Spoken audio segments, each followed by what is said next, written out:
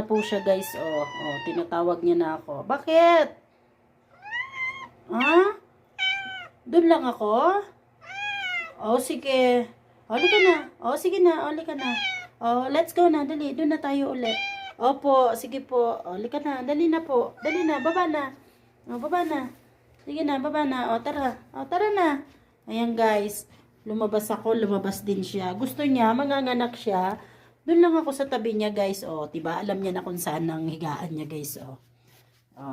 Diyan lang din ako guys. Pag umalis ako guys, iiyak siya. Yun, sinusundo niya ako.